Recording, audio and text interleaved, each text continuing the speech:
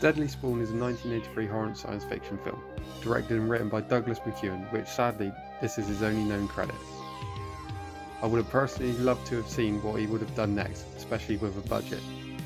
The film stars Charles George Hildebrandt, who plays the lead George, and Tom DeFranco, who plays his older brother Pete.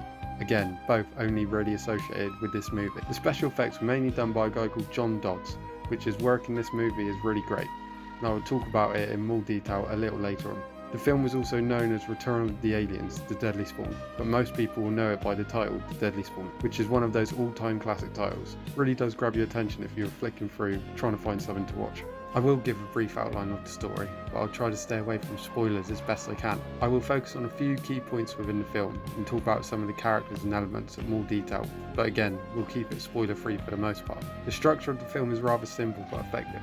Aliens coming to Earth and targeting a family living in small town America, before the characters start to fight back after realising what's going on around them. The film also has a great base on the siege narrative, with the house under attack.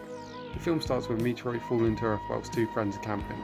They go to investigate and well, that doesn't really turn out too well for them. The meteorite turns out to be an extraterrestrial menace from beyond the stars, which I've always loved as an opener for any film. Night of the Creeps, the Blob remake and Killer Clowns from Outer Space are all great examples. We then meet our main leads for the film, Pete, the older brother, who has a real interest in astrology and is the go-to guy by his friends for anything out of the unusual. His younger brother, Charles, is obsessed with monster movies. He reads an issue of the Monsters comic at the dinner table, creates elaborate pranks using costumes and special effects, and loves to scare people. Watching classic horror movies while surrounded by movie memorabilia like toys of Godzilla and old masks of classic Universal monsters. He goes on to list his favourite movie icons like The Mole People, Frankenstein, and It Comes From Outer Space. I love that aspect. I think every kid who is into horror and sci-fi films can really relate to this character. Also, it goes without mention that he has a striking resemblance to Corey Feldman's character Tommy Jarvis from Friday the 13th Part 4, the final chapter, which is funny considering Friday the 13th Part 4 didn't get released till a year after Deadly Spawn.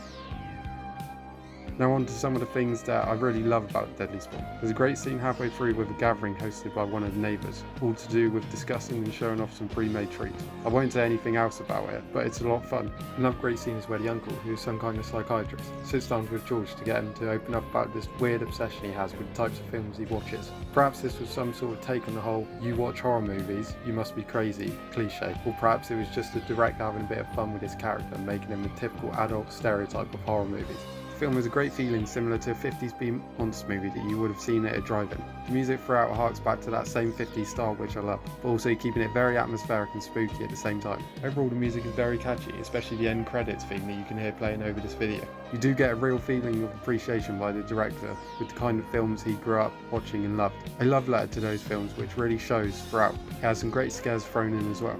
Let's take a minute to talk about the wonderful special effects in this. They are very innovative and are really something amazing for the time, especially considering the budget. The creatures are also varied. We have all sorts of creatures causing havoc throughout. Small tadpole pole monsters and also much bigger forms of the alien invaders. These little critters are everywhere, hiding behind kitchen appliances, in sinks, underneath floorboards, trying to eat anything they get hold of. There's a lot to like about the design and how it's kept hidden, lurking in the shadows before an amazing reveal. The film really does have fun with these little parasitic, intergalactic space thugs. The creature itself has a almost snake-like essence to it, especially considering the different cycles we see of the creature.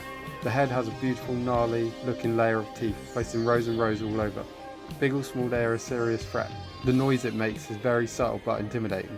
Also, the monster reacts to sound, so that is another interesting element and great character building for the villain of the show. And the film definitely has a lot of fun with that too. To me, the best way to describe it is a cross between Venom from Marvel Comics and the Langoliers from Stephen King's The Langoliers, non-stop eating machines. I love the look of these aliens, they're one of my favourite designs, and I would love to see them return in some form.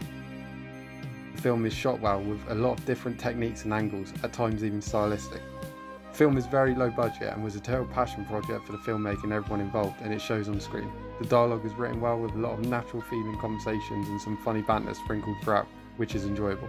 It really is an amazing effort from everybody involved, and truly the definition of a homemade movie success story.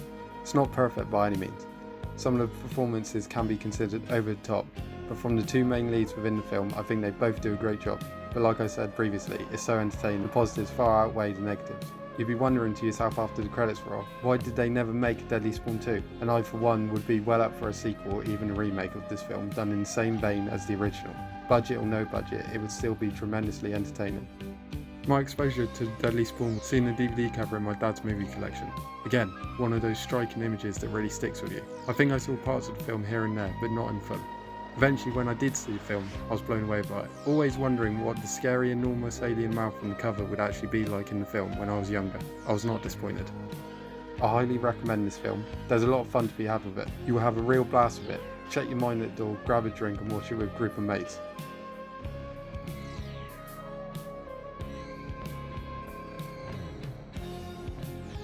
I do want to talk about a few key releases from both the States and the UK. Also, to my knowledge, all versions of Deadly Spawn that have been released on home media have been uncut. Vipco originally released it on pre-sale in May 1983 for the UK, whilst in the States it was distributed with the alternate title Return of the Aliens, The Deadly Spawn on VHS in 1985 by Continental Video. In the year 2000, Vipco would put it on shelves once again, sporting a brand new digitally remastered version of the film, coming to both DVD and VHS in the UK. Also, this is the release that I'll be showing at the end of the video. This is how I watched The Deadly Spawn. The transfer is a bit mucky and the audio quality is not great, but it's better than nothing, and I think it's one of Vipco's better DVD releases overall. Vipco would also later re-release it with the now infamous covers, which really don't hold up considering the artwork for the film has always been consistently great throughout the years and different formats. Just look at that one sheet poster for it, a thing of beauty. In the States, Synapse released it in 2004 on DVD.